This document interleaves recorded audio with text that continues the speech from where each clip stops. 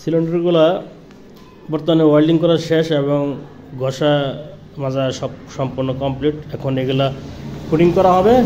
ফুটিংয়ের পরবর্তীতে আস্ত রং করা হবে, প্রাইমার মারা হবে। হাই কোয়ালিটি গাড়িতে যেসব প্রাইমার মারা হয় সেই প্রাইমারগুলো মারা হবে মূলত।